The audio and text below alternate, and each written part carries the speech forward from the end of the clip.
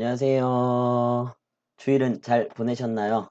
네, 오늘 이 시간에는 건강한 소그룹을 인도하는 리더의 특징이라는 제목을 가지고 담임 목사님이 만드신 강의안으로 짧게 제가 담임 목사님을 대신해서 좀 말씀을 드리도록 하겠습니다. 다 보신 다음에는 우리 꼭 그 피드백을 댓글로 남겨놔 주시면은 이렇게 다 보셨구나라는 출첵용으로 이렇게 활용할 수 있을 것 같습니다. 빨리 진행을 하도록 하겠습니다. 일단 건강한 소그룹을 인도하는 리더의 특징이라는 제목으로 시작을 하고요. 첫 번째로 소그룹을 인도하는 리더의 특징 첫 번째는 기다림을 잘하는 리더입니다. 어, 소그룹의 성공은 기다림으로 열린다라고 얘기를 합니다. 기다림에 있다는 것은 최고의 사랑이다라고 얘기를 하죠. 목사님이 조사하신 바에 따르면 미국 청소년에게 설문조사를 했는데 부모가 언제 가장 싫으냐라고 물었을 때 그 청소년들의 95%가 같은 답을 얘기했다라고 합니다. 그게 뭐냐면 부모가 그들을 타이를 때라고 말했다고 합니다.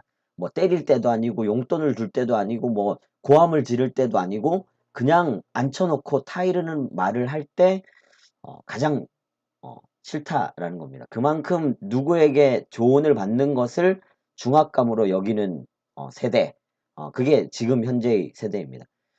상대방이 아무리 잘 되라라고 타이르는 말임에도 불구하고 그게 가장 싫다라고 반응을 한다는 거죠. 그러면 그들이 바라는 건 뭘까요? 그들이 바라는 거는 나를 좀 바라봐주고 내가 얘기하는 것들을 들어달라라는 것이 중점이라는 겁니다. 그런 측면에서 우리 소그룹들을 바라보았을 때 어, 가장 최악의 리더, 소그룹 최악의 리더는 설교하고 가르치고 교훈을 주거나 뭔가 열심히 설명하는 리더가 최악의 리더다라고 얘기를 합니다. 미국 소그룹 사역에서는 가장 좋은 소그룹 리더를 뭐라고 얘기를 하냐면 소그룹 인도자는 8% 이하로 말하는 리더가 가장 좋은 리더다라고 정의를 합니다. 이 말은 최대한 자신의 말을 적게 하는 사람이 최고의 리더다라고 이야기한다는 거죠. 여러분들도 한번 해보십시오. 저도 나중에 한번 해보려고 하는데 소그룹을 인도할 때 자기가 얼마나 말을 많이 하는지 한번 녹음을 해서 들어보면 놀라운 결과를 만나게 될 겁니다. 많은 경우에 리더들이 너무 많은 말을 하는 것들을 볼 수가 있습니다. 어떤 이들은 남들이 이야기하면 같이 맞장구 치는 리더, 그리고 설명까지 더 붙이고 사회도 보고 그러면서 별로 안 했다라고 자기는 말을 별로 하지 않았다라고 얘기를 하는데 녹음한 내용을 들어보면 대화의 거의 80%가 인도하는 내가 하는 경우들이 많다라는 거죠. 리더들은 의지적으로 좋은 질문을 던져서 사람들로 하여금 오히려 내가 말하는 게 아니라 그 상대방들이 그 속으로 구성원들이 말을 하게 하고 나는 잘 들어주는 사람. 이게 소그룹 리더로서 가장 좋은 리더다라는 겁니다. 그러기 위해서는 두 번째 이야기입니다. 마음을 열고 경청하라라는 말씀입니다. 어, 대화할 때 보면은 경청에 두 가지 자세가 있다라고 합니다. 첫 번째는 내가 빨리 듣고 해결책을 주어야지 하는 태도가 있고요. 두 번째는 이 사람이 이야기하는 것들을 이 사람의 삶을 정말 이해하고 싶어서 어떤 마음일까 하는 마음으로 들어보고 싶다라는 태도가 있습니다. 해결책을 가지고 가느냐 아니면은 이해하려는 자세로 나아가느냐 이 어떤 동기로 듣는가에 따라서 상대방의 태도가 완전히 달라질 수 있다라는 겁니다. 만약에 첫 번째 자세처럼 뭔가 해결책을 주기 위해서 경청을 한다면 그것은 상대방의 관심이기보다는 내 관심, 내 생각이 원하는 부분으로 듣고자 하는 경향들이 굉장히 많아집니다. 예를 들어서 어떤 소그룹원 중에서 말을 천천히 하고 했던 말을 다시 하고 무슨 말인지도 모르겠는 경우들이 종종 있지 않습니까? 이럴 때 어떤 리더들은 이렇게 반응한답니다. 됐어. 이런 말이지. 라고 얘기하면서 말을 자르고 내 생각을 주입시키면서 물어보지 않은 해결책까지 막 가르쳐 주려는 경향들이 있는 리더들이 있다라는 겁니다. 제가 약간 그렇거든요. 이때 말을 끊어버리면 다시는 대화를 하기 싫어진다는 거죠. 상처를 받는다는 거죠. 그러면 우리는 어떤 모습으로 있어야 되냐? 상대방을 향한 배려가 있어야 되는 거예요. 다 아는 내용이지만 그 사람이 얘기하는 게 물론 내가 다 아는 내용이지만 마치 처음 듣는 것처럼 들어주는 태도가 필요하다라고 이야기를 하고 있습니다. 경청은 남을 위한 작은 배려라는 거죠. 여기서 중요한 것이 마음을 열고 들어주는 경청은 따뜻한 격려가 되고 감동이 된다라는 겁니다. 그 사람이 어눌한 얘기를 할지라도 누구나 다 아는 얘기를 할지라도 그것들에 대해서 기다려주고 경청해주는 그 자세가 그 사람이 따뜻한 배려를 느끼게 만든다라는 거죠. 반면 이해하고 싶어서 하는 경청, 그것은 내 관심을 내려놓고 듣는다라는 겁니다. 그 사람의 관심에 집중하기 위해서 내 관심을 내려놓아야 남의 말을 끊지 않게 되어지는 겁니다. 그 다음에는 우리가 이어지는 거죠. 좋은 질문으로 이어지고 어떤 때는 그 사람 입장이 되어 볼 수도 있게 되어진다는 거죠. 저 사람이 이 질문을 들었을 때 마음이 어떨까 하는 생각으로까지 이어질 수 있다는 겁니다. 그래야 상대방이 그 말하는 상대방의 마음을 이해하려고 우리가 들을 때 이러한 과정들을 거쳐가는 거죠. 예를 들어서 교회에 새로운 사람들이 왔는데 별거를 하고 있는 사람이었다라고 가정을 합시다. 그런데 안내 데스크에서 혼자 왔느냐고 물었습니다. 보통 부부가 오는데 혼자이니까 안내자가 뭐 크게 잘못한 것이 없는 것 같죠. 그렇지만 보통 사람들이 아주 사소한 그런 말 하나에 상처를 받는다라는 겁니다. 상황이 어떤지는 우리는 그런 태도가 필요합니다. 그 사람이 말해주기 전까지는 우리가 판단하고 먼저 물어보는 것은 자제해야 된다는 겁니다. 우리는 그냥 어떤 젊은 부부가 교회에 와서 이렇게 오게 되면은 자연스럽게 우리는 그렇게 물어보죠. 아이가 몇 살 정도 됐느냐라고 그냥 의뢰의 물어봅니다. 그런데 만약에 그 부부가 불임의 문제를 안고 있는 부부였다면 그 사소하지만 정말 누구라도 물어볼 수 있는 말이지만 그 작은 물음에 상처가 될 수 있다라는 겁니다. 누군가에게 질문을 할 때는 그래서 그쪽에서 사정을 이야기하기까지 전까지는 그들이 원하는 것만 답을 하면 된다.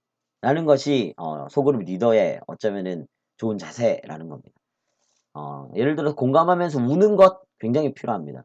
근데 누가 울면 어떤 이들은 공감 능력이 떨어지는 데는 그렇게 얘기하죠. 그렇게 울 일이냐.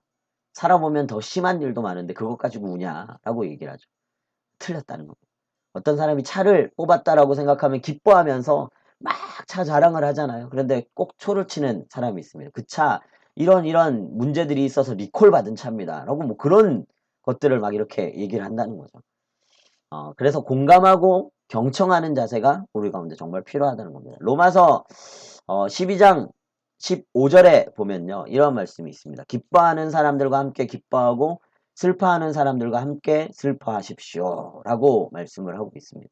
공감하면서 경청하는 것이 굉장히 중요하다라는 말씀입니다. 또 한 가지는요.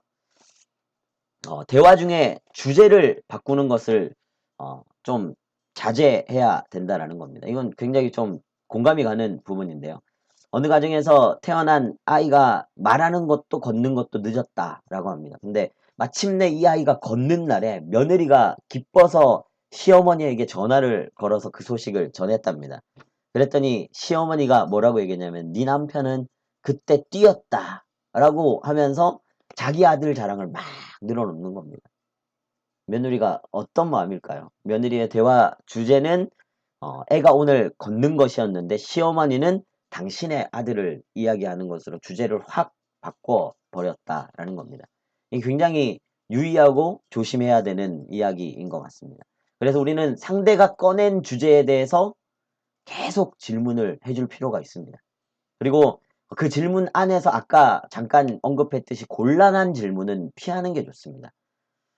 예를 들어서 우리 아들이 대학을 들어갔습니다. 라는 주제로 상대방이 이야기를 했다면은 거기에 대해서 절대 하지 말아야 될 말들이 곤란한 질문, 어느 대학인가요? 성적은 잘 나왔나요? 이런 것들은 하지 말아야 되는 거죠.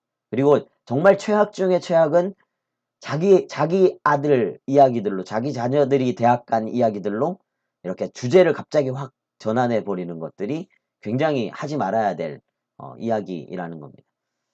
정말 이해하는 경청자로 우리들이 서 있어야 한다라는 이야기들을 하고 있는 겁니다. 그리고 세 번째입니다. 질문으로 인도하며 기다려라 라는 리더가 되어야 합니다. 질문으로 말씀을 인도하고, 질문으로 모임을 인도하고, 질문으로 나눔을 인도하라. 정말 좋은 말이지 않습니까? 그런데 질문을 하고 나서 우리가 놓치고 있는 부분 중에 한 가지가 10초를 기다리라 라고 말씀을 합니다. 10초라는 기간이 정말 침묵 가운데서 10초가 지나면 못 견딜 정도로 너무너무 길거든요. 그때 이 침묵에 대해서 어떻게 대응해야 하는가? 가장 중요한 것은 3초를 버티는 겁니다. 3초부터 정말 힘들어진다라고 하거든요. 그런데 10초를 그냥 보내지 마시고 격려의 말을 하라라고 말씀을 합니다. 예를 들어서 이 질문은 조금 어려운 질문이죠. 이런 뉘앙스를 주는 거죠. 그리고 우리 성경 구절을 다시 한번 볼까요? 라고 이야기를 하고, 그리고 하나님은 왜 그랬을까요? 라는 식으로 간단하게 생각을 더할 수 있는 짧은 격려의 말들을 이렇게 더해 주라라는 겁니다. 그리고 속으로 해서 말하면 꼭 이런 사람들이 있습니다. 10분씩 이야기하는 사람이 꼭 있습니다. 자기 동무대 마이크 잡고 안 놓는 사람. 어떻게 대처해야 될까요? 목사님이 이렇게 적어놨습니다. 40초는 사람이 어떤 사람에게 집중할 수 있는 최대의 시간이다. 40초가 지나면 집중이 안 된다. 소그룹에서 한 사람이 40초 이상 이야기하면 힘들어진다. 그래서 소그룹에서 규칙을 정해야 한다. 다른 사람이 이야기하고 다시 돌아와서 말하는 경우가 있더라도 40초 이상을 말하지 말아야 한다. 라고 얘기를 합니다. 그리고 리더도 40초 이상을 절대 설명하지 말아라. 라고 이야기를 합니다.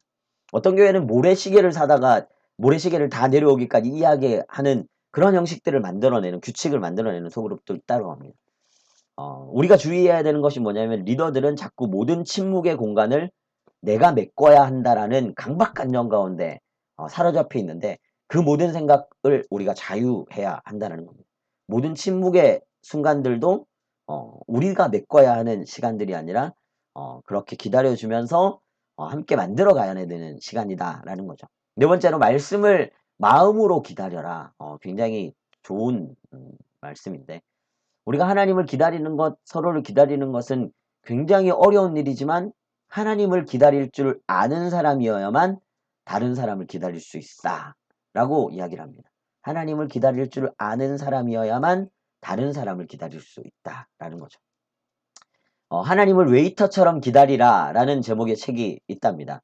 이 말은 무슨 말이냐면 매일 아침마다 하나님을 웨이터로 세워놓고 내가 막 주문을 하는 것이 아니라 하나님 앞에 내가 웨이터로 서 있어야 한다라는 이야기를 하고 있는 거죠. 보통 이렇게 주문식 기도를 드립니다. 이것은 오늘까지 해주시고 이 일은 3일 안에 해주셔야 돼요. 마치 웨이터를 향하여서 우리가 주문하는 것 같은. 그래서 하나님이 들어주면 감사하고 안 들어주시면 온갖 투정으로 마치 음식을 주문하고 안 들어주는 웨이터한테 화를 내듯이 막 그렇게 합니다. 그런데 하나님을 웨이터처럼 기다리는 모습은 우리 가운데 하나님 앞에 끊임없이 질문을 하게 만듭니다. 하나님, 제가 오늘 어떤 교회 가서 강의를 해야 됩니다. 어떤 이야기를 해야 할지 예화나 정보들을 정리해 주셔서 꼭 필요한 것만 하게 해주세요. 어떤 이야기를 해야 하는지 하나님 가르쳐 주세요. 그렇게 묻는 겁니다. 항상 하나님께 질문을 하면서 하나님이 말씀해 주시는 것을 받도록 자신을 훈련시키고 있다라고 했습니다. 하나님 앞에 웨이터처럼 서는 연습을 우리가 해야지 다른 사람에게 질문을 받고 그리고 기다릴 수가 있다라는 겁니다. 여러분, 음식점에 가면은 웨이터가 재촉을 하나요? 손님 빨리 주문을 해주세요. 그렇게 얘기를 하나요? 손님이 하나하나 주문을 할 때마다 그것에 대한 설명들을 해주고 그 질문들을 그대로 받고 그 기다림의 시간들을 그냥 이렇게 받고 있는 모습들을 볼 수 있듯이 우리가 하나님 앞에 그래야 하고 우리가 소그룹 사랑방 원 안에서 그 자세, 그 태도를 보여야 된다라는 겁니다. 답을 주지 않고 기다리는 것이 지혜이다. 그리고 멤버들이 말씀 안에서 스스로 정답을 찾도록 기다려줘야 한다. 너무 좋은 말이지 않습니까? 답을 주지 않고 기다리는 것이 지혜이다. 그리고 멤버들이 말씀 안에서 스스로 정답을 찾도록 기다려줘야 한다. 우리가 생각하는 메시지를 막 주입하려고 하면 우리 메시지밖에 전달이 안 되지만 질문하고 기다리면 그들이 하나님의 음성을 듣는다라는 겁니다. 그리고 자기에게 꼭 필요한 말씀을 누군가의 주입을 통하여서 듣는 것이 아니라 스스로 발견해 내게 되어진다는 거죠. 스스로 발견한 것은 누가 강조하지 않아도 믿게 되어지는 그 과정을 이렇게 흘러가는 거죠. 그런 효과를 위해 소그룹의 리더는 설교하거나 가르치는 것이 아니라 질문하고 말씀이 답을 주도록 기다릴 수 있어야 한다라고 이야기를 합니다. 네, 너무 좋은 말이지 않나요? 설교하거나 가르치는 것이 아니라 질문하고 하나님의 말씀이 그 삶의 자리 가운데 답을 주도록 우리는 기다려주는 자세가 필요하다라는 겁니다. 네, 마지막입니다. 대화의 법칙 1, 2, 3을 아는 리더. 네, 소그룹 대화의 원칙은 1분 동안 이야기를 했다면 2분 동안 귀를 기울여 들어주고 그 듣는 2분 동안 최소한 3번은 맞장구를 치면서 듣는 것이다. 라고 이야기를 합니다. 공감하시죠? 내가 1분 동안 이야기를 했다면 2분 동안 귀를 기울여 들어주고 그 듣는 2분 동안 최소한 3번은 맞장구를 치면서 맞아요. 맞아요. 그런 액션들, 공감하고 있다라는 표현들을 해주는 것들이 필요하다라는 겁니다. 리더는 그들에게 공감하면서 맞장구를 쳐주고 맞장구를 쳐주되 분위기와 흐름에 맞도록 도와주는 지혜가 필요하다라고 이야기를 합니다. 네, 어떻게 잘 전달이 됐는지는 모르겠지만 짧은 시간 동안 목사님께서 강의안 만든 것들을 함께 나누어 보았습니다. 여러분들 소그룹 인도하시는데 조금이라도 도움이 되셨으면 좋겠고 꼭 댓글로 피드백 남겨주시면 감사하겠습니다. 감사합니다.